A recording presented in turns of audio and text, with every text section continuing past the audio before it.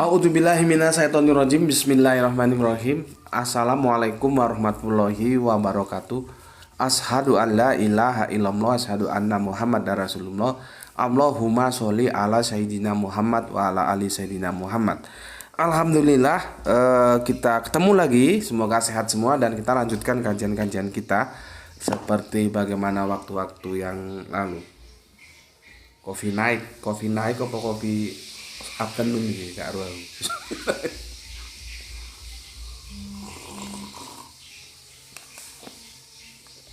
Alhamdulillah. Oke, ada sebuah komentar yang masuk dari sahabat muslim kita ya, namanya Mas IM. Itu komentarnya masuk di apa ini?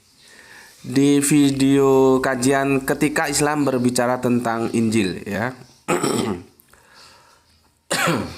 Sedikit batuk ini.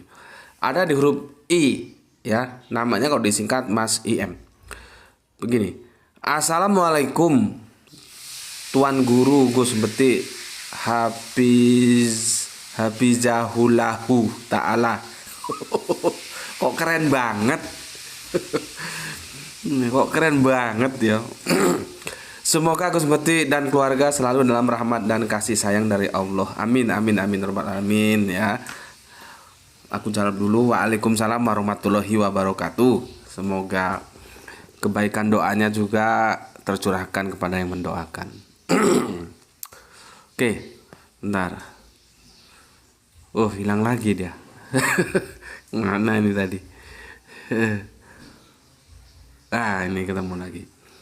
Begini Gus, izin bertanya. Bagaimana cara menjawab tuduhan dari teman-teman Kristen tentang adanya Al-Quran yang dimakan kambing? Saya tidak tahu apakah Gus Beti pernah membahas ini atau belum. Jika sudah, judulnya apa ya Gus? Terima kasih, salam hormat dari Indramayu. Indramayu ini ya, aku senang Tarling. Indramayu Cirebon itu bahasanya perpaduan antara Jawa dan Sunda, peralihan ya. Jadi ya kalau dengar orang Indramayu ngomong jadi bagus gitu loh ya. Di sana keseniannya Tarling dan aku suka lagu-lagu Tarling. Seperti orang Medan, orang Siantar juga ya. Medan Siantar itu kami kalau 50 itu limper. Ya. Kalau 100 itu serat gitu disingkat-singkat. Nah, ini Tarling ini singkatan gitar dan suling. Mungkin bisa diprotes kenapa gendangnya nggak dibawa. Kok sama gitar sama suling aja. Ya, jadi aku suka dengar lagu-lagu Tarling dari Indramayu. Yang paling suka itu apa? Pemuda itu aku suka. Terus Pirang Tahun itu suka. Aja Kelalen juga. Banyak lah ya, aku suka lagu-lagu Tarling. Oke, aku jawab. Waalaikumsalam warahmatullahi wabarakatuh. Jawabnya seperti tadi ya. Semoga kebaikan doanya tercurahkan juga untuk yang mendoakan. Amin ya robbal alamin. Belum, bagus juga ya untuk dibahas. Kita gandakan dahulu nggih gitu. Artinya aku belum pernah bahas ini. Berikut dari Mas I-nya ini. Alhamdulillah, terima kasih Tuan Guru. Insya Allah saya termasuk viewer setia channel Gus Beti dan semoga segala perjuangan Gus Beti dibalas oleh Allah. Amin amin ya robbal alamin. Aku juga berdoa untuk kamu, semoga semangat kamu belajar juga mendapatkan balasan oleh Allah. Karena orang yang menuntut ilmu itu dalam Islam itu mempunyai sebuah reputasi yang diberi apresiasi tersendiri ya. Jadi itu menunjukkan bahwa Islam itu agama education, agama ilmu, agama nalar, yang bukan pokoknya apalagi carine bukan ya. Oke, aku ulangi dari atas. Begini Gus, izin bertanya, bagaimana cara menjawab tuduhan dari teman Kristen tentang adanya ayat Al-Quran yang dimakan kambing? Saya tidak tahu apakah Gus Beti pernah membahas ini atau belum. Jika sudah, judulnya apa ya Gus? Terima kasih, salam hormat dari Indramayu. Oke, yang pertama kali tanyakan kepada teman Kristenmu itu, yang dimaksud dimakan kambing itu ayat yang mana? Itu ya, ayat yang mana? Jadi judul kita kali ini adalah musyab dimakan kambing ya. Ini hapus dulu ya. Ada musab dimakan kambing. Ada musab itu misalnya gini kalau salah ya. Dimakan kambing.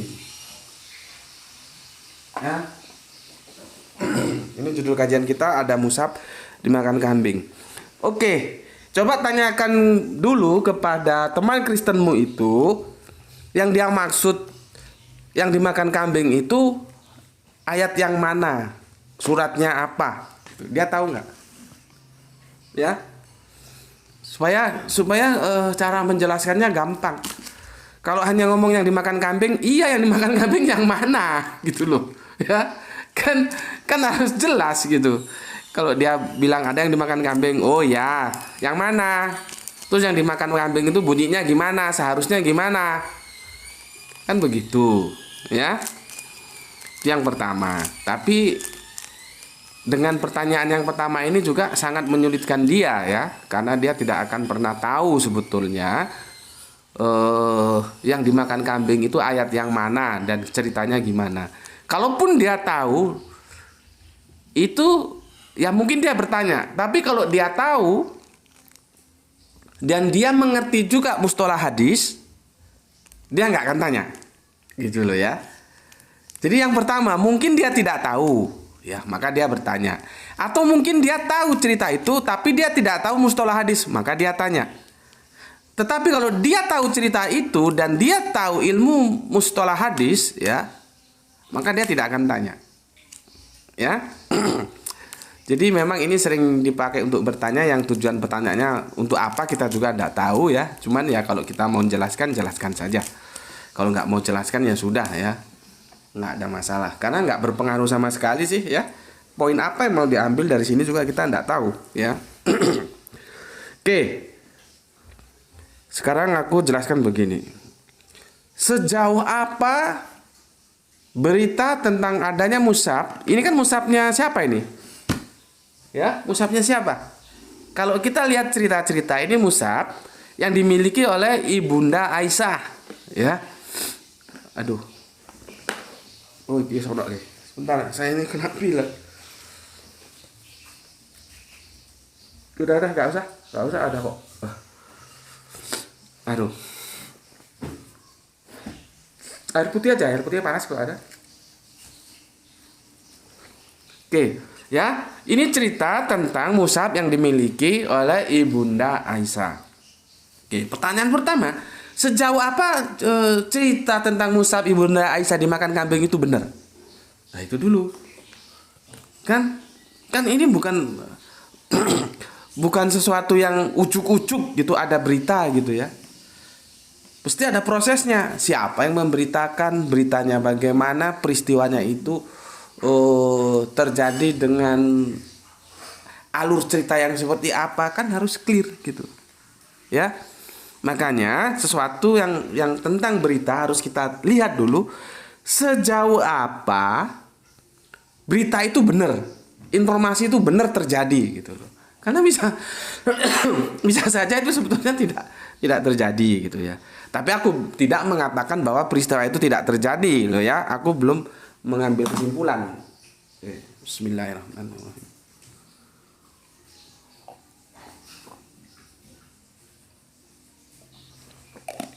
Anak flu jadi harus banyak minum air putih. Oke, ya, itu yang pertama. Sejauh apa berita itu benar? Jadi tanyakan kepada yang bertanya, benar berita itu benar? Suruh jelaskan benarnya bagaimana, sehingga berita itu bisa diterima sebagai sebuah kebenaran. Ya. Berikutnya, masalah kulit, ya. Itu ceritanya ditulis di kulit, ya. Musabnya itu ceritanya ditulis di kulit.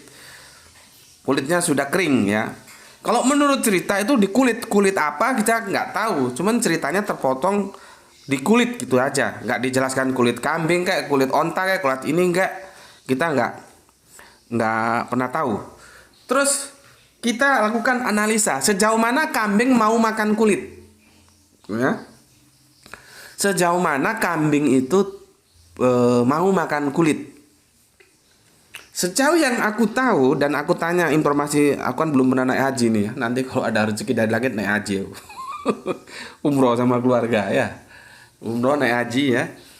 Aku kan belum pernah ke sana. Cuman aku tanya teman-teman yang pernah hidup di sana ya dan pernah berhaji juga. Memang kambing itu mau makan, bahkan makan rumput kering, makan kertas itu mau katanya.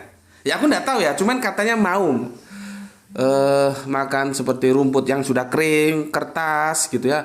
Dimakannya juga itu sama kambing. Jadi kalau memang itu ya sudahlah, itu kita terima sebagai sebuah kebenaran gitu ya. Artinya memang sangat mungkin musab itu dimakan kambing. Artinya kambing itu juga mau makan kulit. Nggak tahu ini kulit kambing, kulit onta, pokoknya kulit lah ya. Sedangkan kalau kulit pohon juga aku tanya, katanya mau juga kambing itu ya. Kan ini bisa kulit binatang, bisa antara onta, kambing, bisa juga kulit pohon. Nah ini cuman kulit aja ya. Tapi nggak ada masalah lah, oke lah kita terima. Artinya kita tidak bisa menggunakan argumentasi ini untuk sebagai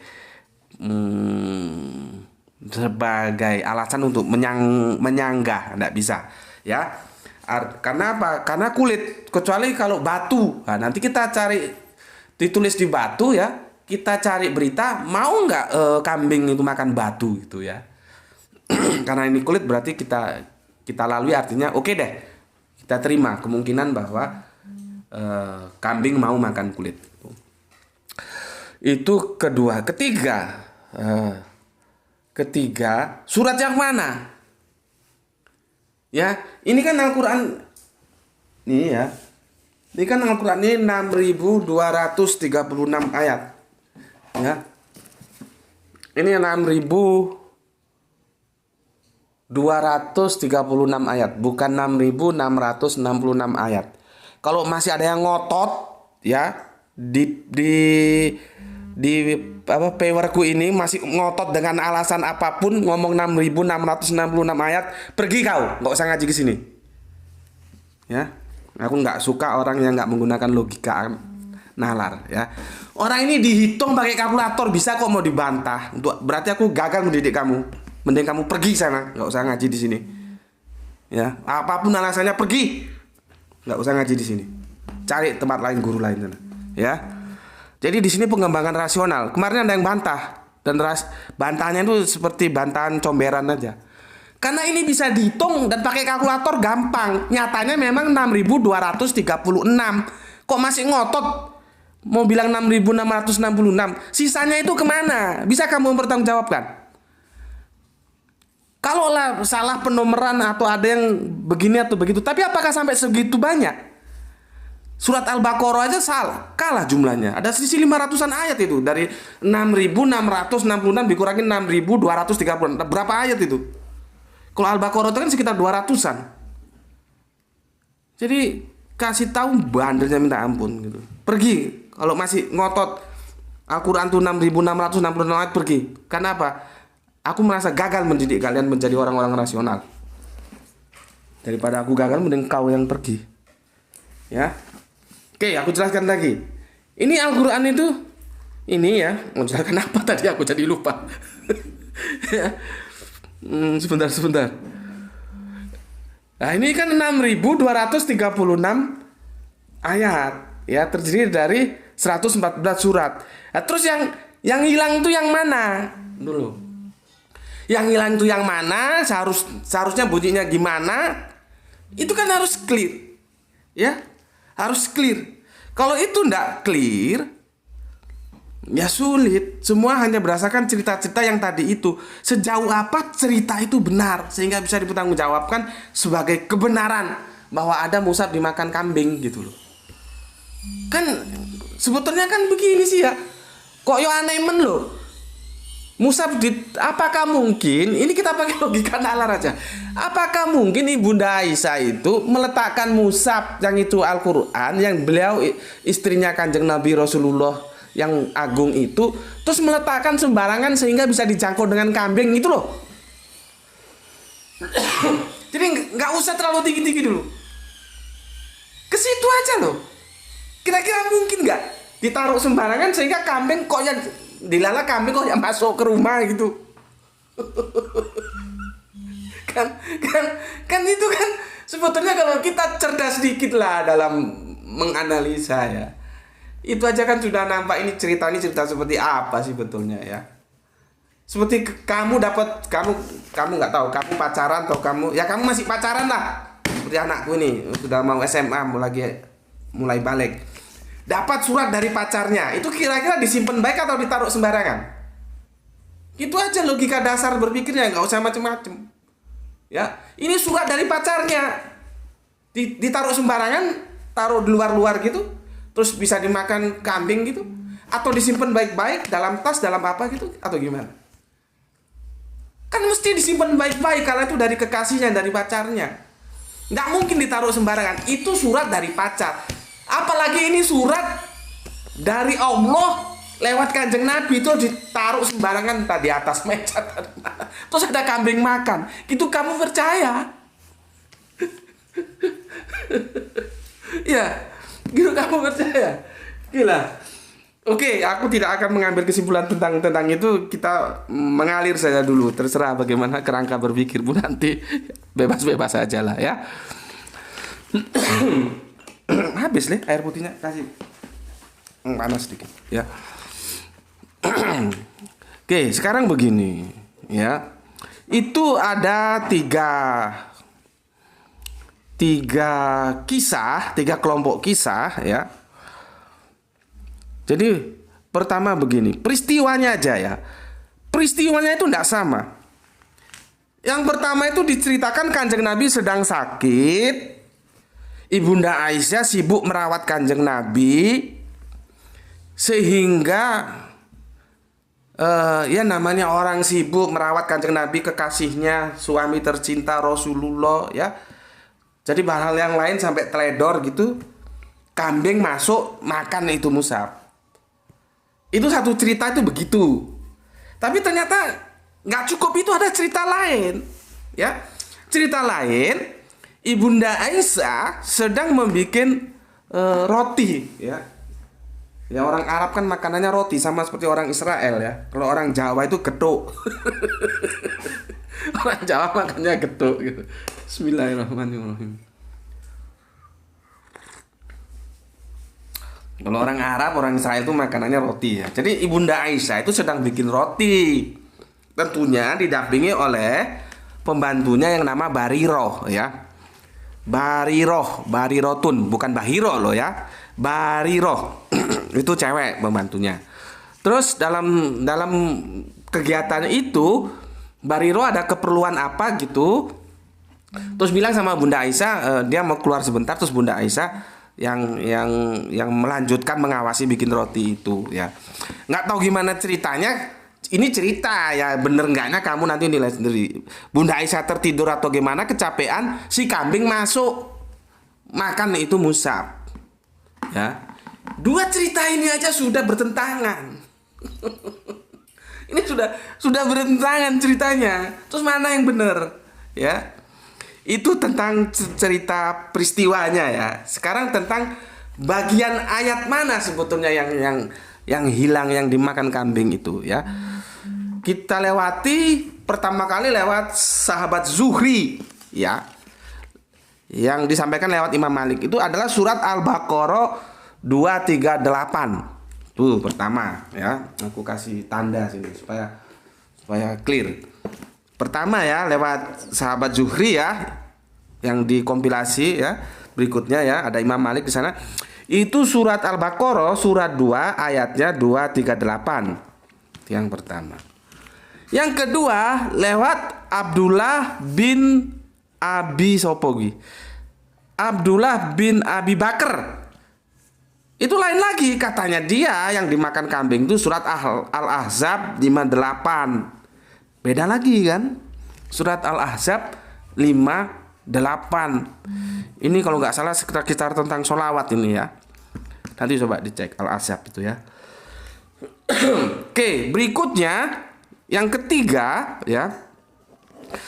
Itu lewat Yahya bin Sa'id. Itu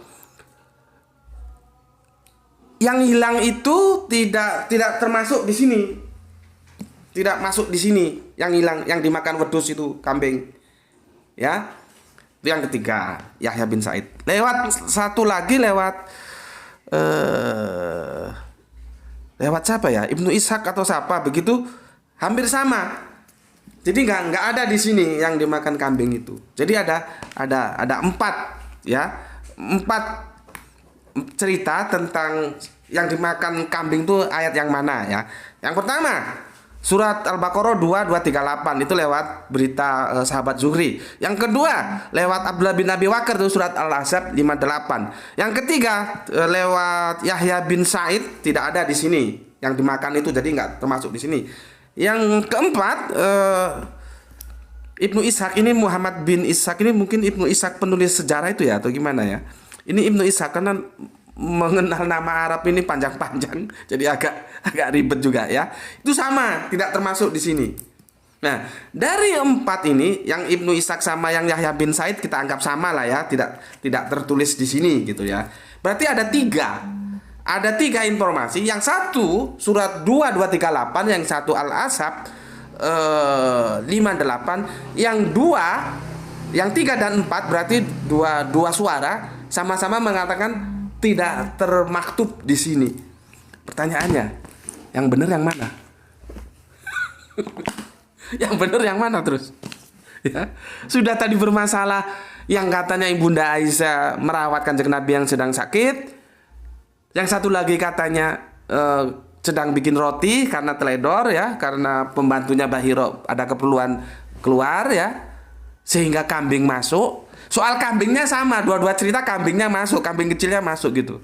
Tapi kan beda, yang satu merawat Kanjeng Nabi, yang satu sedang bikin roti. Terus yang benar yang mana? Merawat Kanjeng Nabi atau bikin roti? Yang kedua, letaknya tentang ayat yang mana? Bermasalah lagi. Ya.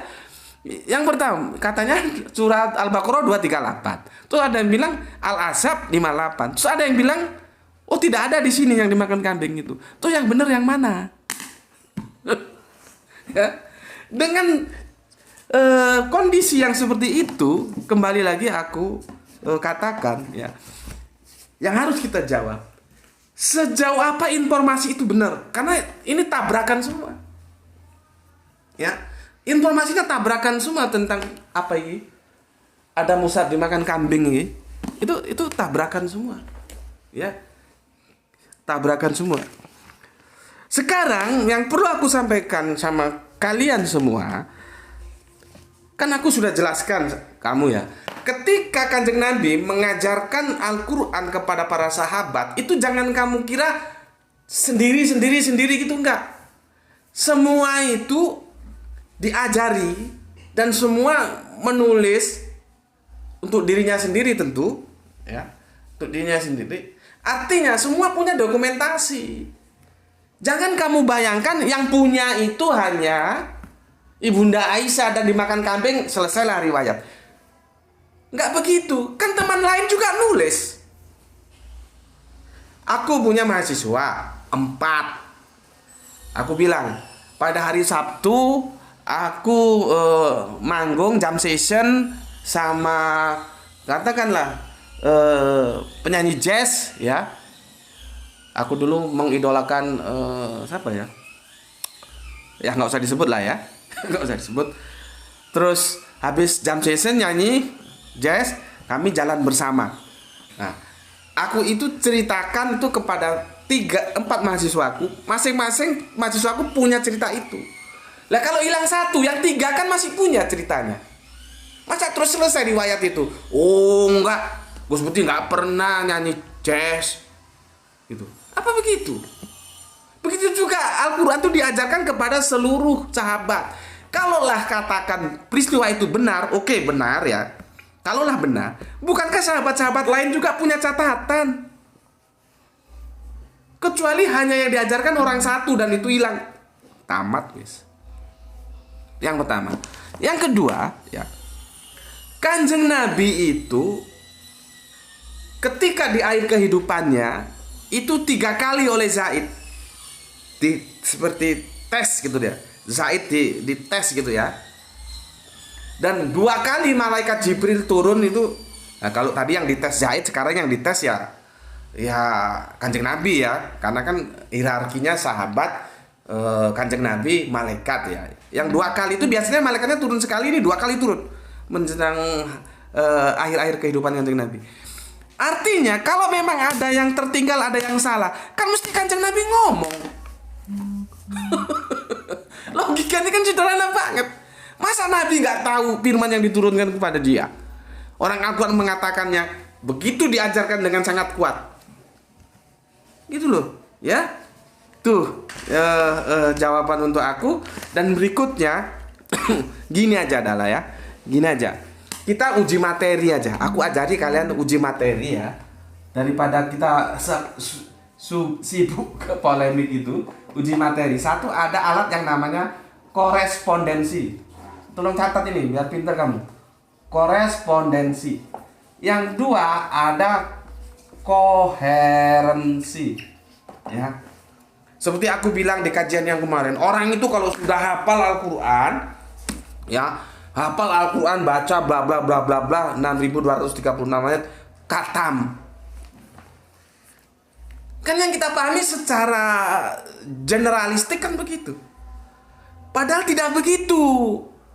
Di kajiannya Gus Hedi kan sudah dijelaskan itu. Itu masih sepertiga khatam. Dia masih tadabur. Tadabur itu ini ayat, kita pelajari maunya gimana, pesannya apa, terus kita bagaimana mencikapinya. Itu tadabur. Ya, ke tulisan-tulisannya ini. Itu baru sepertiga. Sepertiganya lagi apa? Tafakur. Kita cross check informasi-informasi yang ada di dalam Al-Quran itu, baik tentang politik, sosial, budaya, itu harus seirama dengan alam ini loh, baik kehidupan sosial. Makanya di dalam Islam itu juga diajari memilih pemimpin itu nggak ngawur, gitu loh, nggak ngawur, nggak asal pilih saja. Ngaku Islam milih pemimpin asal coblos saja, ya goblok kon. Ono panduan kok kon milih ngawur ae. Ya, itu namanya tafakur, ya. Terus nanti tadabur dan tafakur itu kita masukkan dalam hati menjadi perilaku kehidupan kita. Itu baru khatam. Ngono lho.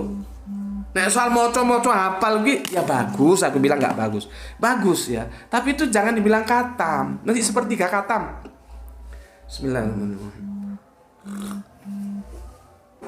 Berpacu dengan Isa ini ya, sebentar lagi Isa. Jadi begini, daripada kita berpolemik yang tadi itu ya, dan itu tidak akan pernah selesai, langsung aja uji materi. Ini materinya Al-Quran itu ini ya, 6236 ayat.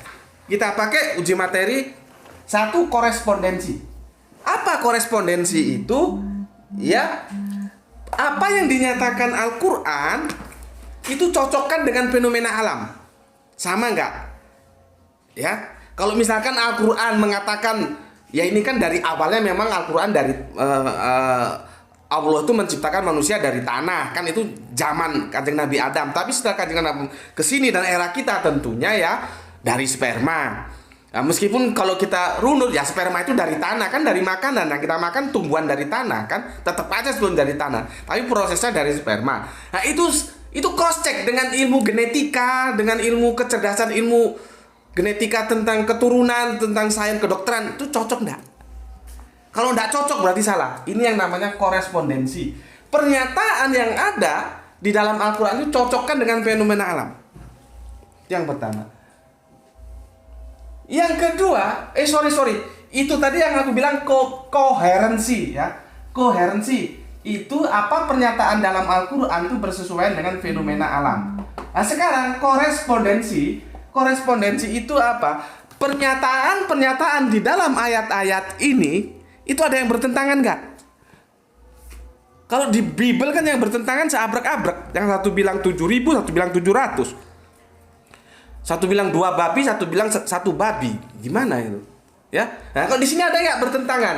Korespondensi itu antara pernyataan-pernyataan dalam satu ayat dengan ayat lain, ada nggak bertentangan? Kalau ini tidak ada, ya wes bener. Gitu aja, gampang. Karena kalau ada yang berkurang, yang tidak masuk atau yang berubah karena dimakan kambing, jelas nggak bisa memenuhi korespondensi dan koherensi. Ya, clear ya? Itu jawaban dari aku. Semoga teman-teman yang tanya khususnya dan secara umum teman-teman semua bisa paham ya. tentang bagaimana kita menyelesaikan polemik ada musab dimakan kambing. Ya, jadi yang pertama kali harus kita tanya sejauh apa berita itu valid gitu ya. Dan ternyata setelah kita kritik itu tadi metodologi mustalah hadis ya, cukup bermasalah. Artinya sebetulnya ya dicoret aja cerita itu. Tapi oke lah, cerita itu menjadi polemik, artinya nggak benar nggak salah, masih status quo. Kembali ke uji materi langsung ini lewat korespondensi dan lewat koherensi yang sudah aku sampaikan. Itu dari aku, sampai ketemu lagi. Jangan ditutup dulu. Sampai ketemu lagi. Assalamualaikum warahmatullahi wabarakatuh. Alhamdulillahirabbil alamin.